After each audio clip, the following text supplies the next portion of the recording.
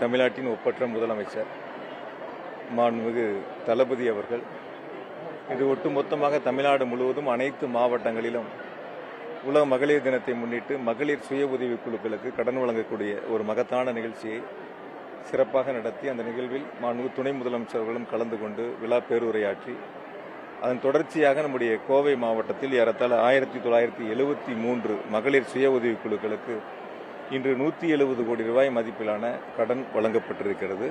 நீங்கள் பார்த்தீங்க அரங்கத்தில் மகளிர் எவ்வளோ பேர் மகிழ்ச்சியாக சந்தோஷமாக இருந்தாங்க அப்படிங்கிறது.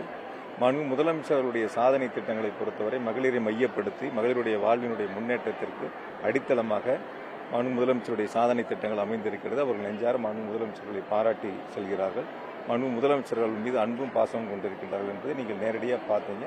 அதற்கு உதாரணம் தான் இந்த கோவில் நடைபெற்ற இன்று ஒரு பிரம்மாண்டமான நிகழ்ச்சி. வெயில் காலம் அதிகரிச்சிருச்சு, மின் தேவையும் அதிகரிச்சிருக்கு. ஒரு ஃபேன் போராட்டம் மின் தேவை கூடுதலாக பூர்த்தி செய்யறதுக்கு இந்த வருஷம் என்ன பண்ணுறது? இல்லை, வரக்கூடிய எப்படி கடந்த ஆண்டுகளைப் போல வரக்கூடிய ஆண்டுகளிலும் எவ்வளவு மின் தேவை கூடுதலாக தேவைப்படுகிறதோ அதற்கு ஏற்றாற்போல் கொள்முதல் செய்வதற்கு டெண்டர் கோர்றோம். ஒப்பந்த புள்ளி தான். இந்த சம்மரை சமாளிப்பதற்காக ஒப்பந்த புள்ளிகள் கோரப்பட்டு அதற்கான ஏற்பாடுகள் தயார் செய்யப்பட்டிருக்கு. எனவே கோடை காலத்தை பொறுத்தவரை எந்தவித மின் விநியோகத்தில் எந்தவித பாதிப்பும் இருக்காது. அதற்கு மின்சார வாரியம் சீரான மின் விநியோகம் வழங்குவதற்கு தயாராக இருக்கு. ஏற்கனவே மாண்புமிகு முதலமைச்சர்கள் இது தொடர்பான ஆய்வுக் கூட்டங்களை நடத்தி பல்வேறு அறிவுறுத்தலை வழங்கியிருக்கின்றார்கள். மாண்புமிகு முதலமைச்சருடைய வழிகாட்டுதலின்படி மின்சார வாரியம் இப்ப தயாரா இருக்கு.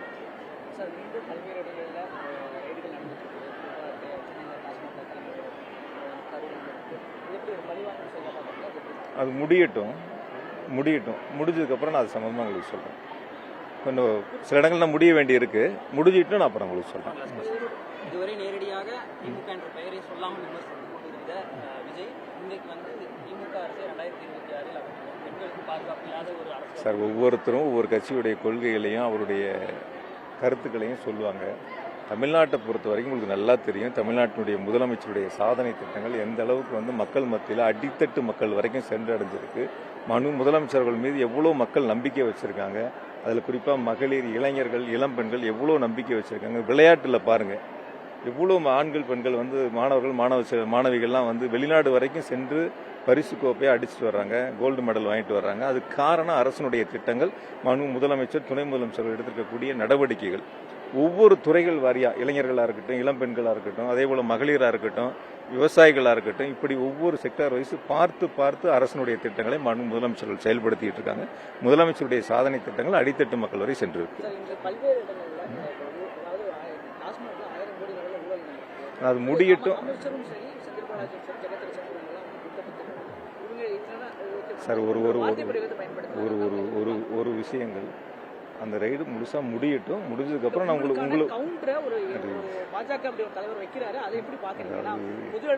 நான் ஏற்கனவே பல முறை சொல்லியிருக்கேன், அரசியல் கோமாளியுடைய கேள்விகளை முன்வைக்காதீங்க. கோயம்புத்தூர்ல தான் நான் உங்ககிட்ட சொன்னேன், ஒரு அரசியல் கோமாளி. அதுல தான் உங்களுக்கு மாறுபட்ட சிந்தனை இருக்கா? ஒரு நிலைப்பாட்டில் இருந்ததே இல்லை. காலையில் ஒரு செய்தி இருக்கும், மத்தியானத்தில் ஒரு செய்தி சொல்லுவாங்க, மாலையில் ஒன்று இருக்கும், இரவுல ஒன்று இருக்கும். ஏதாவது ஒரு தெளிவான முடிவில் இருக்காங்களா? கிடையவே கிடையாது. ஒரு தெளிவான கருத்தை என்னைக்காவது முன் வச்சிருக்காங்களா? கிடையவே கிடையாது. நமக்கும் உங்களுக்கும் நிறைய பணிகள் இருக்கு. எனக்கு நீங்க பாத்தீங்க எவ்வளவு பேர் இருக்காங்க. மகளிர் அரசனுடைய திட்டங்கள் நம்ம எப்படி கொண்டு போய் சேர்க்கணும். மாவட்ட ஆட்சியர் இருக்காங்க. இன்னும் செய்ய வேண்டிய திட்டங்கள் என்ன இருக்கு. முதலமைச்சர்கள் அறிவித்த திட்டங்களுடைய செயல்பாடுகள் எந்த அளவு இருக்கு. அந்த பணிகளை நாங்கள் வேகப்படுத்துறது, விரைவுபடுத்துறது, மக்களுக்கான திட்டங்களை முதலமைச்சர் கொடுக்கக்கூடிய திட்டங்களை செயல்படுத்தல நாங்கள் கவனம் செலுத்துறோம். நீங்க கேட்கக்கூடிய நபர்கள் சம்பந்தப்பட்ட கேள்விகள்லாம் தயவுசெய்து இனிமேல் வரக்கூடிய நாட்களில் தவிர்த்துருங்க. ஒன்று மட்டும் நான் அவங்ககிட்ட திருப்பி நீ கேட்கும்போது கேளுங்க. பலமுறை நான் உங்ககிட்டயும் சொல்லியிருக்கேன். அவங்களால என்ன பயன்? சொல்லக்கூடியவங்கனால என்ன பயன்? நீங்க ஏதாவது ஒன்று சொல்லுங்க. ஏதாவது ஒன்று தான். அவரு பக்கத்தில் நிற்கிறாரு கணபதி ராஜகுமாரன், அவரு தான் அந்த இடத்துல ஜெயிச்சாரு. என்ன பயன் இருக்குன்னு நீங்க யோசிச்சு பாருங்க. இது மக்களுக்கான அரசு, எல்லோருக்கும் எல்லாம் என்ற உன்னத நோக்கத்தோடு திராவிட மாடல் அரசு நடத்துகின்ற முதலமைச்சருடைய பொற்கால அரசு. இது மக்களுக்கான அரசு. நல்ல திட்டங்களை, வளர்ச்சி திட்டங்களை முதலமைச்சர்கள் செயல்படுத்திட்டு இருக்காங்க. மக்களுக்கான பணிகளை நாங்கள் செஞ்சுட்டு இருக்கோம். வாங்க சார். அதாவது என்னன்னா, வழக்கமா என்ன ஆயிடுச்சுன்னா, சில பேர் என்னன்னா சோசியல் மீடியால லைவ்லயே இருக்கணும்னு நினைப்பாங்க. சில பேர் பத்திரிகை தொலைக்காட்சிகள்ல வேற மக்களை பார்த்து சொல்றது கருத்து இல்லாம இருக்கும். பத்திரிகை தொலைக்காட்சியில சொல்லிட்டா நீங்க ஒரு கருத்தை போடுவீங்க. அவங்க சொல்ற கருத்துக்கு எங்ககிட்ட ஒரு கேள்வி கேட்பீங்க. திரும்ப நாங்க சொல்றதுக்கு திரும்ப அவங்க கிட்ட ஒரு கேள்வி கேட்பீங்க. யார் மக்களுக்கான அரசு நடத்துறாங்க, யார் மக்களுக்கான திட்டங்களை கொடுக்கறாங்க, மக்களோட மக்களா யார் இருக்காங்க, மக்களுக்கு யார் உழைக்கிறாங்கிறது நாட்டு மக்களுக்கும் தெரியும், உங்களுக்கும் தெரியும். அந்த வழியில வந்து நம்ம அரசினுடைய திட்டங்களை, முதலமைச்சருடைய திட்டங்களை கோவையில கொண்டு போய் சேர்ப்போம். மக்களுக்கான அடிப்படை பணிகளை செய்து கொடுப்போம். நன்றி.